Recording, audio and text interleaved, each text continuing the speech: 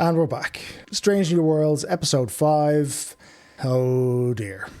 We were doing so well. Right,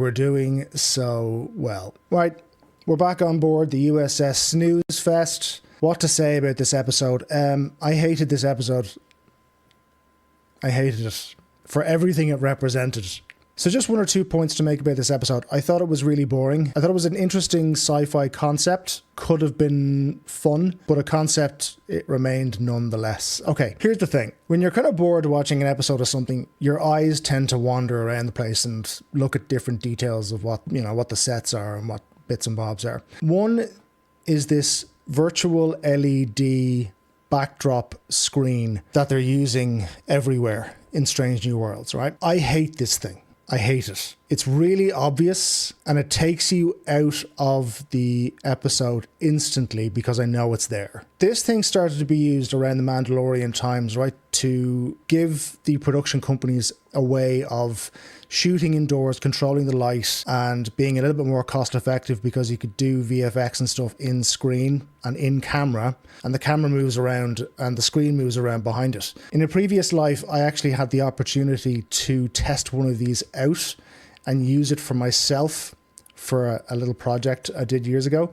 And it's very impressive, for landscapes and general backgrounds, but for science fiction, particularly for something like Strange New Worlds and engineering, where this is now used as the backdrop to make it look like engineering is massive, but it's really obvious they're standing in front of a big screen. I hate it. It's worse than green screen, in my opinion. In this episode, you had how many actors in a small box in a small set, just surrounded by this screen for the whole episode, and it just looked crap. It just looks like crap. Like, for this type of show, you need a lot of detail in the background, particularly with high sci-fi concepts like they were trying to go for here, with different planes of reality, different dimensions, endless corridors of this building that they're in. You need really fine details in that thing, and it just doesn't work. Now, I know the argument could be, well, Colin, back in the 60s, they had the same 3 rocks and the same background and, blah, blah, blah. Yeah, but back then we had characters, and stories that were gripping at the time, and we cared about these characters because they were gripping and well written and well bonded, and in this show we don't. So it just looks like crap, and I hate the fact that they used it for engineering. I really hate the fact they used it for engineering, and it got me annoyed. So that got me annoyed halfway through the episode. The concept was interesting. The use of technobabble was way over the top. Technobabble is useful in a crunch where you have to solve a problem, an immediate problem for a ship or something. You spout a bit of technobabble and then it leads to the solving of a serious problem, right? Half of this episode was technobabble. Exposition about what they were doing there, how they got there, how they can get out, the history of this culture. And it was like, oh God, what are you talking about? Something to do with the wristband or the wristwatch or the different dimensional planes. And then they had to do an Indiana Jones at the end of it.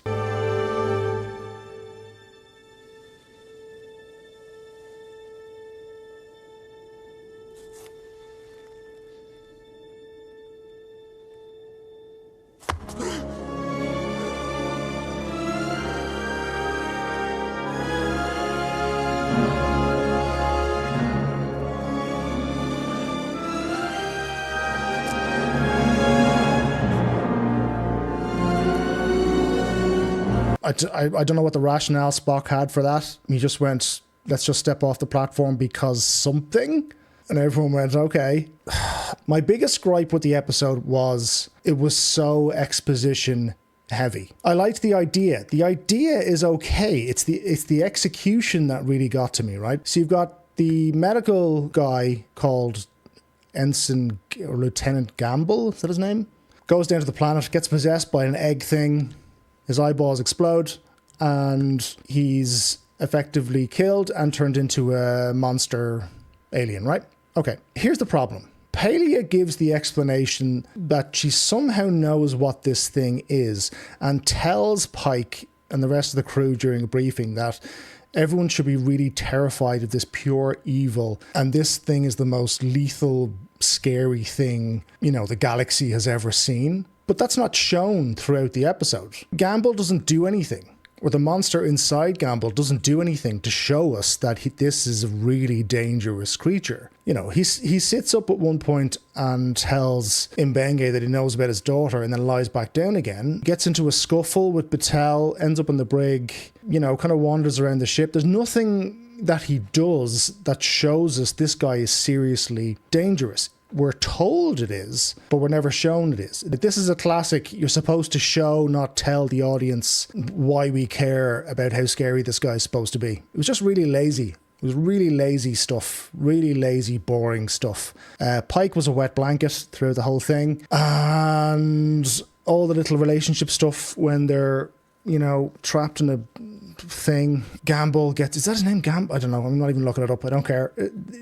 Palia then makes a joke at the end of it. When the exploding eyeball guy died, Palia makes a little light quip joke and Pike just kind of smiles and goes, no.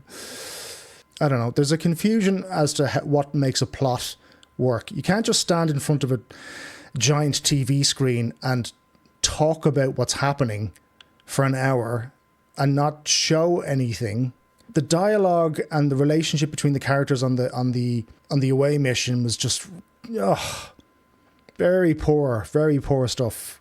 Really poor stuff. There was no tension, no stakes. There was no lazy. I was really trying with this one, but hated it. I think it's my least favorite episode in the 3 seasons. Because of how it was executed. Just, it drove me nuts. But then it got me thinking about something else, right? This is how bored I was. I think, and I don't care if it breaks canon, right? But I think that all of these characters are in the wrong place. I think they're all in the wrong positions, right? So I made some notes of this.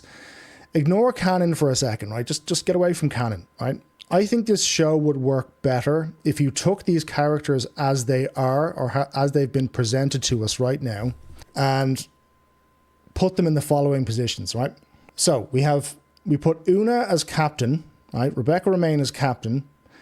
We put Lan as first officer.